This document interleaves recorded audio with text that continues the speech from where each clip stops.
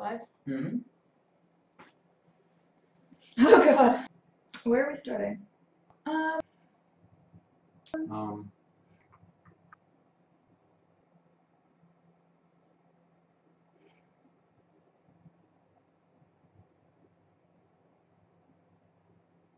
So what are we gonna talk about next?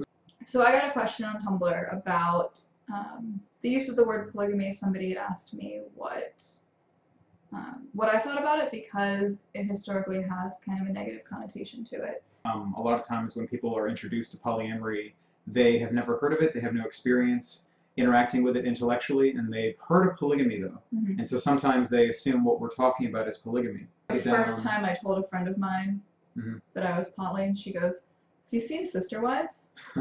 You seen Big Love? Came over, man.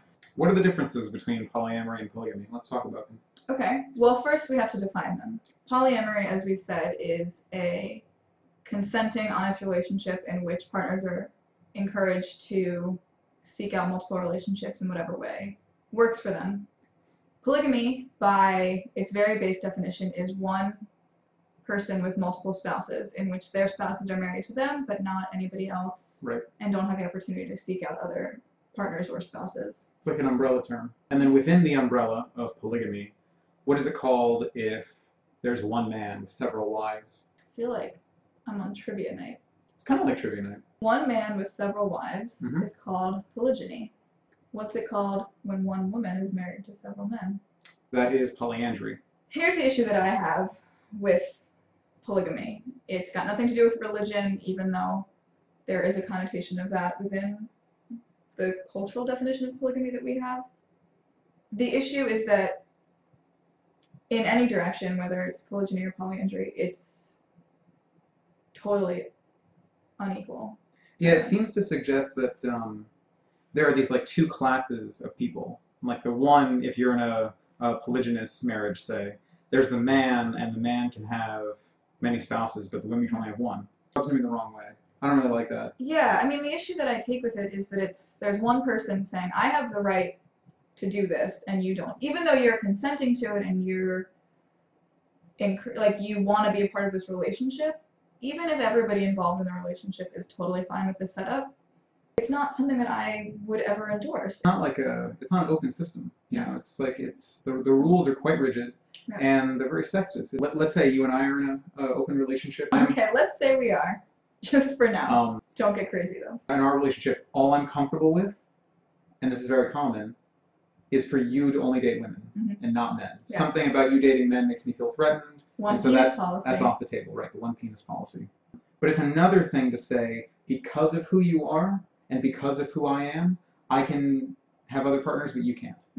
Because you're a woman, because I'm a man, I get special privileges, you don't. And it's not up for debate. Right.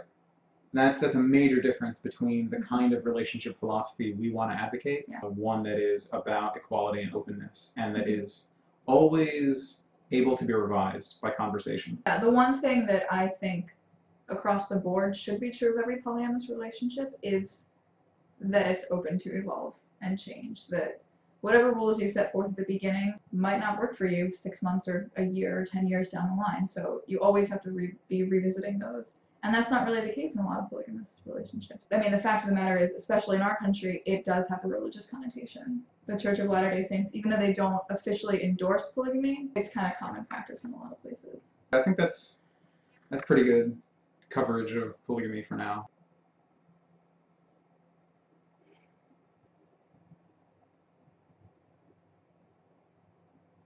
I just want to give a shout out to Democracy Now!, the independent news outlet that held an expanded debate last night during the presidential debates. So Democracy Now! Had Jill Stein of the Green Party and Rocky Anderson of the Justice Party on, representing some third parties, and it was really wonderful to actually hear intelligent people who are not bought and paid for by corporations talking about some ideas for the country. Third party. Fourth party. Third and fourth parties. We know all about having more than two parties. Oh, good segue. That was good. We didn't even practice that. No, it was alright, I guess. That was pretty good.